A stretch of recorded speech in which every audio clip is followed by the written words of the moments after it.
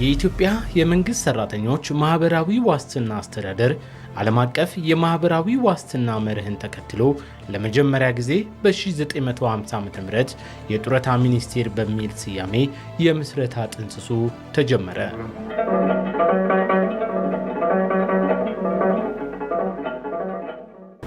በተለይ መጀመሪያ ሲጀመር በሀገር መከላከል የተሰማሩና በጦር ጉዳት የደረሰባቸው እንዲሁም ተሰውተው ቤተሰቦቻቸው ያለ ረዳት የቀሩትን አሰባስበው በመርዳት የተጀመረ ነው። በዚያ ዘመን ላይ የነበረው አንድ አይነት የሲቪል ሰርቪስ ሰርቫንት ለሆኑት ብቻ የጡረታ ክፍያ ይፈጸም እንደነበረ ያሳያል። ያው የራሱ ሆነ ውስንነት አለው፣ ግን ጅማሮ በዛ የመጣ ነው። ያ የዛን ጊዜ እንግዲህ ምንድነው ይሄ የመንግስት ሰራተኞች ማህበራዊ ዋስትና ኮሚሽን ተብሎ የሚጠራበት ዘመን ነው ማለት ነው። ያው ከሌሎች ሀገር ተሞክሮችን በመውሰድ የመነሻው እርሾ የዛን የጀመረ ነው። በጉልምስና ጊዜያቸው ያገኙትን ሲሰሩ የነበረው በድካማቸው ጊዜ አካለ ስንኩል መሆን አለ፣ ከአቅመ ደካማ መሆን አለ። ያንን ጊዜ ይሄ እንደ ልጅ ሆኖ የሚያገለግል ነው። አለኝ ብለን ነው እኛ ስንሰራ የነበረው። ጡረታና ማህበራዊ ዋስትና ለኛ ሀብታችን ነው፣ ልጃችን ነው፣ ጧሪያችን ነው። ተቋሙ በዋናነት በእድሜ በጤና ጉድለት እንዲሁም ድንገት ሰራተኞች በሞት ቢለዩ ለተተኪዎቻቸውና በስራ ላይ ጉዳት ለደረሰባቸው የመንግስት ሰራተኞች ገቢ እንዳይቋረጥባቸው የጡረታ ክፍያ አገልግሎቶችን ይሰጣል። መጀመሪያ ሲጀመር መሬት በመስጠት ነበር የተጀመረው። ቀጥሎ በተለይ ይሄ የተደረገው በአድዋ ዘመቻ ጊዜ የነበሩትን ለመርዳት መሬት ይሰጥ ነበር። ከዛ ደግሞ የተጎዱትን በማዕከል በማሰባሰብም የዳግማዊ ምኒልክ መጦሪያ ቤት የሚባል የነበረ ጊዜ በዛም ጥቅም ላይ ውለዋል። እያደር ግን ተጧሪውም እየበዛ ሲሄድ በገንዘብ ወደ መርዳት ነው፣ በገንዘብ ወደ መደገፍ ነው የተሄደውና መጀመሪያ ሲጀመር የመደገፍ ነው። በኋላ ግን ይሄ ጉዳይ ወደ መብት አድጓል። ጡረታ አለኝና ጡረታ የለኝም ትልቅ ልዩነት አለው። ጡረታ ከሌለህ እኮ ምንድነው የምታገኘው? አንደኛ ትንሽ አቅም ካለ ሀማል ተሸከማለህ ወይ ትላላካለህ። ያ ሲያቅትህ ጎዳና ትወጣለህ። የለህማ ምንም ነገር የለም። ገብቶሃል? ይሄ ግን ጡረታ መኖሩ ለአንተ ትልቅ ነገር ነው። አንደኛ በወር መተህ ጡረታን ትወስዳለህ። ያ ጡረታ ለአንተ ጥቅም አለው። ቤተሰብን ታስተዳድራለህ። በተቻለ መጠን ደግሞ የሆነ ስራ ተጨማሪ ብትሰራበት አንተ የተሻለ ነው። ደንበኛ ከሆንኩ 29 ዓመቴ ነው። እሱም እኮ ራሱ ያረጋግጣል። ማህበራዊ ዋስትና ማለት አንድ ሰው ለፍቶ ደክሞ ወጥቶ ወርዶ መጨረሻ ለህይወቱ ዋስትና የሚሆነው መደበኛ የሆነ ካፒታል መመስረት ማለት ነው ማህበራዊ ዋስትና። ስያሜና አደረጃጀቱን እየቀየረ በተለያዩ የመንግስት አስተዳደሮች አልፎ 65 ዓመታትን የተሻገረው ይህ አንጋፋ ተቋም እዚህ የደረሰው ብዙ የታሪክ ምዕራፎችን እየከተበ ነው። የማህበራዊ ዋስትና አሁን ባለው መልኩ የተጀመረው በ1950ዎቹ በንጉሱ ነው። በተለይ በ1955 የወጣው አዋጅ አሁን ያለውን ሁኔታ በሚገልጽ ሁኔታ ፎርማል የሆነ የማህበራዊ ዋስትና ተቋምም ተመስርቶ በመንግስት አገልግሎት የሰጡት ደረጃ በደረጃ ወደ ማህበራዊ ዋስትና አገልግሎት እንዲገቡ ነው የተደረገው።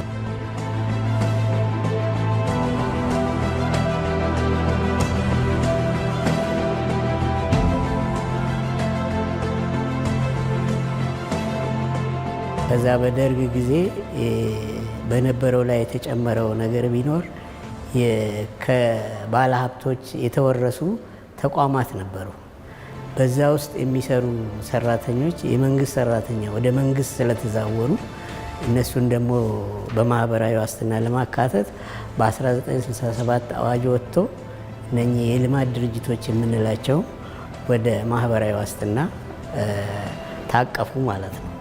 ከዛ ቀጥሎ እንግዲህ ያለው ሁኔታ በዛን ጊዜ በነበረው የዚህ የማህበራዊ ዋስትና መስሪያ ቤት በአጠቃላይ ይሰራ የነበረው እነኚህ የልማት ድርጅቶችን መዋጮ ሰብስቦ በየወሩም አበል ይከፍላቸው ነበር። ሌላው የመከላከያ፣ የሲቪል ሰርቫንት፣ የፖሊስ ደግሞ እስከ 1989 መዋጮም የሚሰበሰበው በገንዘብ ሚኒስቴር ነው። ክፍያም የሚፈጸመው በገንዘብ ሚኒስቴር ነው።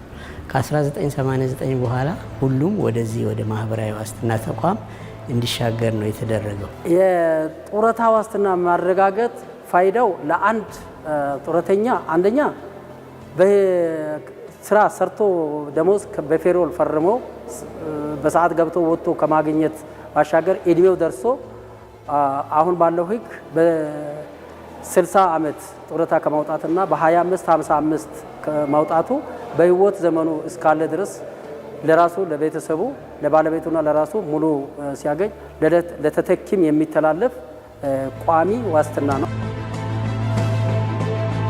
አስተዳደሩ የተመሰረተው በ37 ሰራተኞች በዋናው መስሪያ ቤት ብቻ እንደነበር ታሪክ ይነግረናል። አሁን ላይ ግን ተደራሽነቱን አስፍቶ አገልግሎቱን እየሰጠ ይገኛል። በሀገሪቱ ያሉ ጡረተኞች በየሀገሪቱ ስላሉ በየትኛውም እነሱን ለማዳረስ አገልግሎቱን ለማዳረስ 10 ሪጅኖች አሉት። በዚህ በ10 ሪጅኖች ስር 10 ሪጅኖች የሚያስተባብሯቸው 54 ቅርንጫፎችና 25 የመስክ ጽህፈት ቤቶች አሉ። በእነዚህ አማካኝነት አገልግሎት ይሰጣል። በየወሩ ለጡረታ ባለመብቶች አበል ይከፈላል። ይህንን የምናከናውነው በ14 ባንኮች አማካኝነት ነው። አብዛኛውን ጊዜ በገንዘብና ኢኮኖሚ በፖስታ ድርጅት በኩል ነበር ክፍያ የሚፈጸሙ። አሁን ግን ወደ ብዙ ባንኮች ባሉበት ሙሉ ተገልጋዮቻችን ይህንን ክፍያ ያገኛሉ ማለት ነው። በፊት ግን ጥቂት የሆኑ ፖስታ ባለበት ቦታ ብቻ ነበረ፣ ንግድ ባንክ ባለበት ቦታ ብቻ ነበረ፣ እንዲሁም ደግሞ ገንዘብና ኢኮኖሚ እነዚህ። አሁን ግን እሱም ደግሞ የተወሰኑ ቀናቶች ነበሩ። አሁን ግን 30ውን ቀን ባንክ ሂዶ ሰው በፈለገ ጊዜ በፈለገ ሰዓት አገልግሎት እንዲያገኝ ያደረገ ነው። ባንክ መደረጉ ቀላል ነገር አይደለም። በዘመነ መልኩ ቀደም ሲል በፖስታ ቤት በአንዳንድ ቦታ ክፍያ ላይ ስለነበረ ፀሐዩ፣ ዝናብ ሲሆን ብዙ ችግሮች ነበሩ። አሁን ግን እንደዚህ አይነት ነገሮች የሉም። የኢትዮጵያ የመንግስት ሰራተኞች ማህበራዊ ዋስትና አስተዳደር በህገ መንግስቱ አንቀጽ 90ና 91 መነሻነት ማህበራዊ ዋስትናን ማስፋት የሚያስችሉ የተለያዩ የሪፎርም ስራዎችን አከናውኗል። ማህበራዊ ዋስትና እኛ ሀገር ያለው ሶሻል ኢንሹራንስ የሚባል ነው። ታይፕ እሱ ነው። እሱ በጣም በተጠናከረ ሁኔታ አሁን በለውጡ መንግስት በተካሄደ ሪፎርም የተሻለ ደረጃ ላይ ደርሷል። በተሰራው ሪፎርም የጡረታ አዋጁ ተሻሽሏል። የተቋም ማቋቋሚያ ደንብ ተሻሽሏል። ይህንኑ ተከትሎ ደግሞ በጥናት ላይ በተመሰረተ የተቋሙ አደረጃጀት ተሻሽሏል። ለሰራተኞችም አቅም ለመገንባት ተከታታይ ስራዎች ተሰርተዋል። ዝርዝር መመሪያዎች ተዘጋጅተዋል። ማኑዋሎች ተዘጋጅተዋል። የኢንቨስትመንት ስትራቴጂ ተዘጋጅቶ ስራ ላይ ውሏል። ይህ ከፈንዱ ሰስቴይነብል ከማድረግ አንጻር አሁን በአብዛኛው ከመንግስት ሰራተኞች የሚሰበሰበውን ክፍያ ለጡረታ አበል የሚሰበሰበው መዋጮ ለጡረታ አበል ክፍያ እናውላለን። ይሄ ማለት አንሰስቴይነብል ነው ማለት ነው። ስለዚህ ይሄንን በኢንቨስትመንት መደገፍ አለበት። ይሄ ፖሊሲ ይፈልጋል ማለት ነው፣ ማሻሻል ይፈልጋል። በዚህ ዙሪያ ላይም የተሰራ ለውጥ አለ። ከሰው ሀብት አስተዳደር የመፈጸም አቅምን ከማገንባት አንጻር ደግሞ ያው ሪፎርም ስርዓት ሰርቷል። እንደምታውቁት ተቋሙ በ2015 ላይ የሰራተኛ ሪፎርም ተደርጓል። በውድድር ላይ የተመሰረተ፣ በችሎታ ላይ የተመሰረተ ከሰራተኞች ላይ የሚቆረጠውን ገንዘብ ፕሮፐርሊ እንዲገባ ባይገባ ደግሞ ወዲያውኑ እርምጃ እንድንወስድ የሚያስችለን አቅምም ፈጥሮልናል እና ሪፎርሙ ያመጣለን በርካታ ነገሮች አሁን ላይ የሚታዩት ለውጦች የሪፎርም ውጤቶች ናቸው ማለት ይቻላል። እንግዲህ ዋስትና በምንልበት ጊዜ በደህናው ዘመን የተሻለ ነገር እንጂ ችግር ይመጣል ብሎ አያስብም ብዙ ሰው። ስለዚህ መንግስት ቀድሞ ያስብና ያ ነገር አይቀርም፣ እድሜም መግፋት አይቀርም። አንዳንድ ደግሞ ከዛም በላይ የጤና ጉድለት ያጋጥማል፣ የስራ ላይ ጉዳት ያጋጥማል፣ በህይወት ማለፍም አለ፣ ቤተሰብ አለ። እነኚህን እንግዲህ እንዳይጎዱ በፊት በቋሚ ብቻ ላይ ነበረ ጡረታ ከበር የሚያገኘው ቋሚ ሰራተኛ ብቻ ነበር። በኋላ ግን እነኚህ የጊዜያዊና የኮንትራት ሰራተኞችም በተመሳሳይ ሁኔታ ስላሉ እነሱንም መዋጮ እየከፈሉ ወደዛ እየሄዱ እየተከፈለላቸውም ቢሆን በጡረታ እንዲታቀፉና ይህን አገልግሎት እነሱም ቤተሰባቸውም እንዲያገኙ ነው የተደረገው። ከጡረታ ከሚሰበስበው ገንዘብ ባሻገር አስተዳደሩ ገቢውን አስተማማኝ ለማድረግ በተለያዩ አትራፊ የኢንቨስትመንት መስኮች ላይ መሰማራት መጀመሩ በተቋሙ የታሪክ ምዕራፎች ውስጥ በጉልህ ከሚጻፉ አንቀጾች መካከል አንዱ ነው። ከዚህ አንጻር እንግዲህ ለምሳሌ በገቢ ብናይ ባለፉት 3 ዓመታት የመዋጮ ገቢ ዋናው የፈንዱ ገቢ የመዋጮ ገቢ ነው፣ በ32 በመቶ አድጓል በአማካይ። እንደዚሁም ደግሞ ከኢንቨስትመንት የሚገኘው ትርፍ ባለፉት 3 ዓመታት በ78% አድጓል። ስለዚህ አሁን ያለው ለውጥ የሶሻል በሀገራችን ያለውን የማህበራዊ ዋስትና ወደሚፈለገው ደረጃ ያደረሰ ለውጥ ነው። ይሄ ደግሞ መቀጠል አለበት። ለምሳሌ ከዚሁ ጋር በተያያዘ ገቢ ሲጨምር የጡረታ ፈንዱ የመክፈል አቅሙ ይጨምራል። ከዚህ አንጻር ደግሞ ለጡረተኞች ገቢያቸውን በየጊዜ የማሻሻል ስራ ተሰርቷል። ከ2011 ጀምሮ በተለያየ ጊዜያት ጭማሪ አድርጓል። 2011፣ 2015፣ 2016፣ 2017 ለ4 ጊዜ ጭማሪ ተደርጓል። በዚህም የመጨረሻ ዝቅተኛ የነበረው ክፍያ አሁን ከ300 ብር ከ400 ብር ተነስቶ ወደ 4600 ብር ደርሷል። ይሄ ቀላል ነገር አይደለም። በየጊዜው የሚያደርጋቸው ነገሮች ሁሉ በእኛ በኩል በጣም ደስተኛ ነን። እንግዲህ ለውጦቹ በሂደት እያደጉ ነው የመጡት። ለምሳሌ በዚህ በተሻሻለው ደንብ ላይ ቀደም ሲል ታግዶ የነበረው የጡረታ ኢንቨስትመንት ጀምረናል። በዚሁ መሰረት አሁን በቅርቡ የምናስመርቃቸው የ8 ህንፃዎች ግንባታ ተጠናቆ ለአገልግሎት ዝግጁ ሆነዋል። እነኚህ ህንፃዎች ሲሰሩ ከነሱ የሚገኘው ክራይ ገቢ የጡረታ ፈንዱን ለማዳበር ስለሆነ የተሰሩት በኢንቨስትመንት እይታ ነው። ከቀን ወደ ቀን እየተሻሻለ አገልግሎትም እያገኘ የመጣበት ነው። ሁለተኛ የዚህ ህንፃ ራሱ ጥቅም ስታዩ እዚህ ህንፃ ራሱ መሰራት ማለት ነው። ለወደፊቱ እንግዲህ እንደሚታሰበው ህንፃዎች ይከራያሉ። በሁሉም በተለያየ ቦታ ላይ ይሄን ነገር ተጀምሯል። ያው የጡረታ ዋስትና አስተዳደር ይሄን ነገር ጀምሯል። ኢንቨስት ነው ራሱ ማለት ነው። ይሄን ኢንቨስት በማድረግ ደረጃ ላይ ለጡረተኞች ተጠቃሚ እንዲሆኑ ማለት ደሞዛቸው ከጊዜ ወደ ጊዜ የተሻሻለ እንዲመጣ ለማድረግ ጥሩ እንቅስቃሴ ነው እያየን ያለ ነው እና ለውጥ በጣም እያየን። ይህ በአዲስ አበባ ከተማ ፒያሳ አካባቢ ዋስትና የንግድ ማዕከል በሚል ስያሜ ለንግድና ለተለያዩ አገልግሎቶች የሚውለው ባለ 21 ወለል ግዙፍ ህንፃ የተቋሙን ታሪክ ካሳመሩ አሻራዎች መካከል አንዱ ነው። የህንፃዎቹ ሲሰሩ ያው ዘመናዊ እንዲሆኑ ተደርጓል። እስካሌተር ያላቸው አሉ። ሁሉም ሊፍት አላቸው። ከአዲስ አበባ ውጭ ያሉት የላይቲንግ ሲስተሙ የህንፃዎቹ ሲገነቡ በሚገባ ይህም ተጠንቶ የተሰራ ስለሆነ ለአገልግሎት ምቹዎች ናቸው። ቴክኖሎጂም እንደዚህ ለመጠቀም በጣም ያመቹ ናቸው።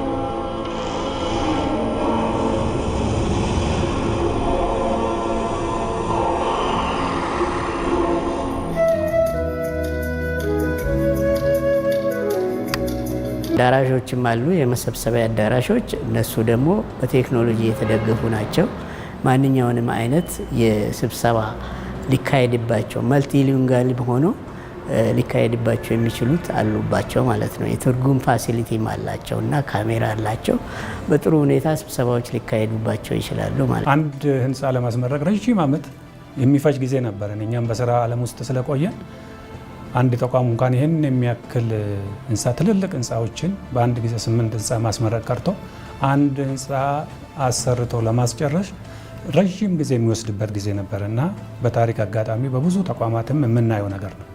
ይህ ተቋም ግን በአንድ ጊዜ ስታንዳርዳቸውን የጠበቁ ጥራታቸውን የጠበቁ በጣም ኳሊቲ የሆነ ህንፃዎችን በአንድ ጊዜ 8 ያው 4ቶቹ በአዲስ አበባ ውስጥ ነው ያለው፣ 4ቶች ደግሞ በክልል ከተሞች ናቸው ያሉትና እነኚህም በቅርበት በመከታተል በየጊዜው በመገምገም በአግባቡ በጥራቱን ጠብቆ በጊዜው እንዲጠናቀቅ የተደረገበት ሁኔታ ስታይ በጣም የመጀመሪያ ተቋም ነው ብዬ ነው የማስበውና ይህ ተቋም ትልቅ አቅም እንዳለው ትልቅ አቅም እንደገነባ የሚያሳይ ነው ማለት ነው።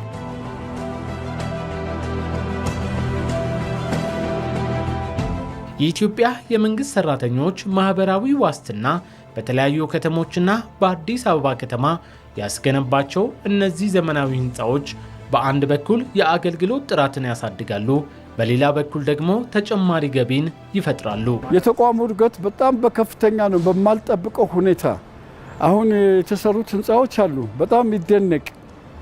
በአዲስ አበባ ውስጥ 4 ቦታ አለ። በጅማ አለ፣ በሐረር አለ፣ በባህር ዳር አለ፣ በሐዋሳ አለ። ይሄ ምንድን ነው የሚያሳየው? ወደፊት የጡረታ አበልን ለመጨመር ተስፋ የሚሰንቅ ስራዎች እየተካሄደ ነው። ይሄ ደግሞ አንዱ የመንግስት ዓላማ ነው። ስለዚህ ተቋማችን እነዚህን ህንፃዎች በገነባ ቁጥር ፈንዱን እያሳደገ የጡረተኞቻችን ገቢ በማሳደግ ያለባቸውን የኢኮኖሚ ችግር ለመፍታት ነው። ትልቁ ታርጌት ይሄ ነው። በሌላ በኩል በእነኚህ ህንፃዎች ደግሞ ተቋሙ አገልግሎት ይሰጣል። ህንፃዎቹ ጥሩ ከባቢ በመፍጠር ለአገልግሎት አሰጣጥ ምቹ በመሆናቸው በአገልግሎት አሰጣጥ ለቅልጥፍናም ለውጤታማነትም የራሳቸው አዎንታዊ አበርክቶ እንደሚኖራቸው ይታመናል። 10 ዓመት ተገልግያለሁ። ህንፃው ደግሞ እጅግ የተዋበ የሚያምር ህንፃ ነው። ፎቅ ላይ ውጣ፣ አንደኛ ፎቅ፣ ሁለተኛ ፎቅ፣ ሶስተኛ ፎቅ ሳይባል ግራ ሳይገባው ቀጥታ እንደገባ ጥያቄውን ያቀርባል። አገልግሎት ሰጪዎችም ለአገልግሎት ጠያቂው አካል ምላሽ ሰጠው የሚያስፈልገው ሁኔታ ወደ ላይ የሚያስኬድ ከሆነም መርተው ይሰዱታል እና በአጠቃላይ ከዚህ ጀምሮ ራሱ በጣም በጥሩ ሁኔታ የተዘጋጀና ለህብረተሰቡ ከፍተኛ አገልግሎት የሚሰጥ ነው ብዬ ነው የማስበው። በክልል ከተሞች የተሰሩት አካባቢው ላይ ያንን ህንፃ በማየታቸውና ተገንብተው በማየታቸው የራስነት ስሜት እንዲኖር ያደርጋል። በአዲስ አበባ ከተማ የተገነቡት ደግሞ ለፈንዱ ትልቅ ገቢ ሊያስገኙ የሚችሉ በጣም አዋጭ በሆነ አግባብ የተገነቡ ህንፃዎች ናቸው። ከትንሽ ተነስተን ወደ ላይ የመጣን ከደሳሳ ጎጆ ይህ ህንፃ እስከሚሰራ ድረስ አብረን ያለን ስለሆነ የነበረውን ችግር እናውቃለን። የጣና ማማ ነው ያለው። የጣና ገዳማትን እዚያ ላይ ወጥተሽ በሙሉ ታያለሽ። ባህር ዳር ከተማን በሙሉ ታያለሽ ዙሪያዋን። ስለዚህ የኛ ህንፃ ሆኖ የባህር ዳርን ውበትና እድገቷን የሚያሳይ ቦታ ስለሆነ ህንፃውን የምንገረምበት ተመርቆ አይተነው አይደለም። አሁን ስናየው ሁሉ የምንደነቅበትና የምንገረምበት ነገር ስለሆነ እኛ ራሳችን ጡረተኞች ስም አውጡ ብንባል የጣና ሐይቅ ማማ ብለነዋል። እኛ ይሄ ቤት ለኔ ሀብቴ ነው። ለኔ የኔ ሀብት ነው ብዬ ነው ማስበው። ከቀለሙ ጀምረሽ ለስራ ተነሳሽነትን የሚፈጥር ነው። ለምሳሌ እዚህ ቤት ላይ አሁን ጥቁር ቀለም ቢቀባ እንቅልፍ ነው የሚያስይዝ እንጂ እንትና ሰው አየር ስቦ እንትን ጤናማ ነገር። አንደኛ ቀልጣፋ አገልግሎት ለመስጠት የሚያስችለን ሁኔታ ተፈጥሯል። ሁለተኛ ከዚህ ጋር ተያይዞ ደግሞ የራሳችንን ገቢም ደግሞ ከማውጣት ይልቅ ደግሞ ገቢ ማስገኘት እንትን አለ። ለክልሉም ያው እንደምታዩት ሐረር ከተማ ላይ በዚህ ደረጃ የመንግስት ተቋም ህንፃ የተሰራ እስካሁን ድረስ የለም። ከነ ሙሉ ክብሩ ማለት ነው፣ ከነ ግርማ ሞገሱ ሐረር ከተማ ላይ ሁሉም የሚመሰክረው ነውና ስራው ይጣራል። ስለዚህ በቀጣይ ይሄ የሚያስገኘው ለብዙ ሰዎች የገቢ ምንጭ ወይም ደግሞ የስራ እድልን ደግሞ ይፈጥራል። ሌላው ደግሞ የገጽታ ግንባታውን በተመለከተ ያው በዚህ ሁኔታ ልማት ኢንቨስትመንት በዚህ መልኩ ከሆነ ለሀገርም የሚያመጣው ፋይዳ ትልቅ ነው። ይሄ ህንፃ ወደዚህ ሲገነባ ብዙ አመት የቆየ ነበረ። በተለያየ ምክንያት ታስቦ የቆየ ነበረ እና የዛሬ 3 ዓመት አካባቢ ሲፈቀድ ከፍተኛ ደስታ ነው የተሰማን። ከፍተኛ ደስታ ነው የተሰማን። አንደኛ በፊት የነበርንባቸው ክፍሎች አሁን ተቋማችን ካለው ደረጃ ጋር አይመጥኑም። ተቋሙ ሂውጅ ነው፣ ሰፊ ስራ የሚሰራ ሰፊ አገልግሎት የሚሰጥ ነው። እንዲሁም ደግሞ በቴክኖሎጂ መስመር ላይ ያለ ተቋም ነው። ስለዚህ ያለንበት ቦታ ስለማይመጥን አሁን ይሄ ከተሰራ በኋላ ግን አንደኛ የተገልጋዮቻችን እርካታ በጣም ደስ የሚለን ማለት ነው። ተገልጋዮቻችን መጠው እዚህ ህንፃ ስር ገብተው በሚገለገሉበት ጊዜ ማረፊያው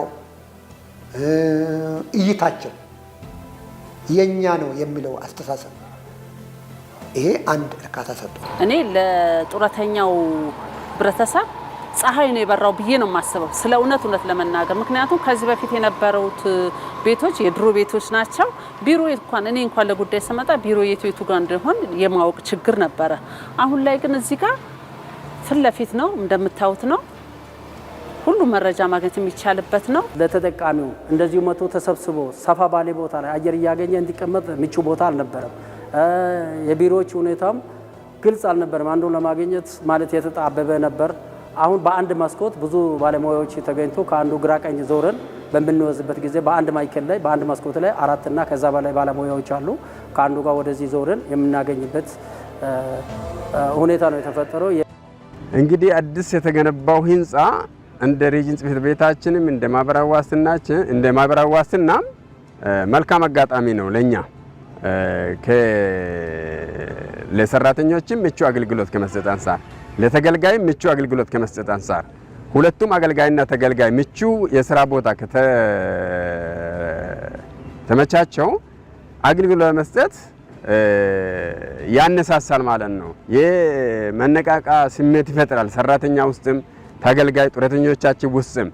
ሁለተኛ በጡረተኞች ዘንድም የኦነርሺፕ ሴንስ ይፈጥራል። ጅማ ከተማችን በአሁኑ ሰዓት ከጊዜ ወደ ጊዜ እየተዋበች እያማረች የመጣች ከመሆኗ በላይ የዚህ ህንፃ ደግሞ በዚህ ቦታ መገኘት ውበቷን እጅግ በጣም አጉልቶታል። ትሩሊ ስፒኪንግ ይሄ እውነት ለመናገር ነው፣ አጉልቷታል። ህንፃውን ተዘዋውሬም ለማየት ሞክሬ ያለው እንግዲህ ይሄ ፕሮግራም እስከሚደርስ ባየሁት ሁኔታ እጅግ በጣም ነው የረካሁት። ገቢ ማስገኘት የሚችል ነው።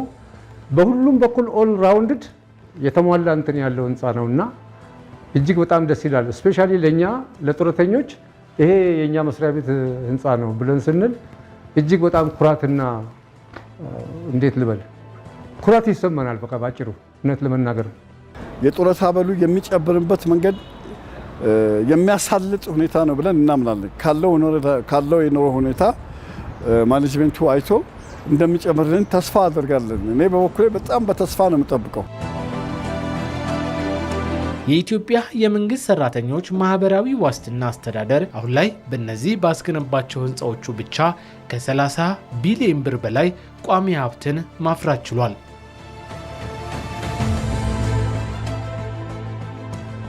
በዚህ የገቢ ማስገኛ ስራዎች ራሱ አንጾ ይሄ መንግስት ማህበራዊ ዋስትና አስተዳደር አረጋውያንና ጡረተኞችን ከችግር ለማላቀቅ በኢኮኖሚ ተጠቃሚ እንዲሆኑ ከማድረግ አንጻርና የጡረታ አበላቸውን ከፍ ከማድረግ አንጻር የኑሮ ውድነቱን በተወሰነ መልኩ እንዲቋቋም የኑሮ ውድነት በኢትዮጵያ ብቻ አይደለም ዓለም አቀፍ ነው፣ ምንም ማድረግ አይቻልም። ግን እንዲቋቋሙ ለማድረግ በዚህ በገቢ ማስገኛ ስራዎች ላይ ተስፋ የሚሰንቅ ስራ እየሰራ ስለሆነ የመንግስት ማህበራዊ ዋስትና አስተዳደርን ከልብ ነው የማመሰግነው።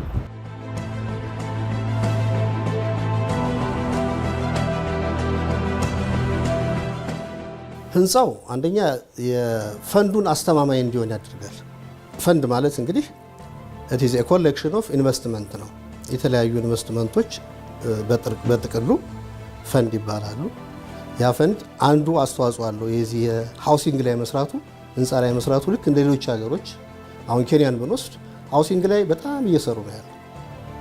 ስለዚህ ይሄም አንድ ፈንዱ አስተማማኝ እንዲሆን ያደርጋል። ሁለተኛው በአጠቃላይ በሀገር ደረጃ የኢኮኖሚ ግንባታ ላይ ከፍተኛ አስተዋጽኦ አለው። በኢኮኖሚ ግንባታ ላይ እንደ ሀገር ከፍተኛ አስተዋጽኦ ይኖረዋል። በሶስተኛ ደረጃ የተቋሙን ኢሜጅ ወይም ገጽታ ይቀይራል የሚል እምነት ነው ያለው። ስለዚህ አጠቃላይ ቀጣይም እዚህ ህንፃ ግንባታ ላይ አዋጭ በሆኑ ቦታዎች ላይ ከተሞች ላይ የዚህ ህንፃ ግንባታ ቢበረታታ የተሻለ ነው ብዬ አስባለሁ። የኢትዮጵያ የመንግስት ሰራተኞች ማህበራዊ ዋስትና ተደራሽነቱን ከማስፋት ሰራተኞቹን ከማብዛት ባሻገር ዘመናዊ አሰራሮችንም ተግባራዊ እያደረገ ነው። አሰራሮቻችን ቀደም ሲል ማኑዋል ነው ሙሉ በሙሉ ቴክኖሎጂ ላይ ያልነበረ ነበረ። አሁን ግን እንግዲህ ከጊዜ ወደ ጊዜ እየመጣ ያለው የአሰራር ለውጥ ማዘመን፣ ከኤሌክትሮኒክስ ጋር መዋሃድ፣ ተገልጋዮቻችን በወቅቱ አገልግሎት እንዲያገኙ የማድረጉ ሌላው የማስፈጸምና የመፈጸም አቅም ጨምሯል። ቴክኖሎጂን በተመለከተ አሁን ላይ ዲጂታላይዝድ ማህደሮችን በሙሉ ስካን አድርገን ዶምስ የሚባል እንትን አለ እዛ ውስጥ አስገብተን ስካን አድርገን ዲጂታላይዝ አድርገናል። አገልግሎት አሰጣጣችንም አሁን ላይ በሲስተም ነው የምንሰጠው። ምንም በሃርድ ኮፒ ማኑዋሊ የሚሰራ ነገር የለም።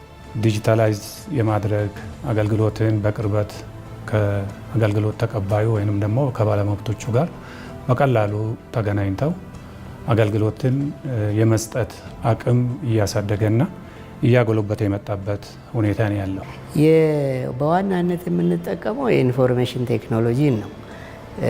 አስተዳደሩ ለውጥ እንዲመጣና ያ ለውጥም ቀጣይነት እንዲኖረው ከተፈለገ ኢንፎርሜሽን ቴክኖሎጂ መጠቀም የግድ ይላል። መረጃዎቻችን በሰርቨር በኦንላይን ለምሳሌ የውስጥ አሰራራችን ኮሚኒኬሽናችን በኢኦፊስ ነው።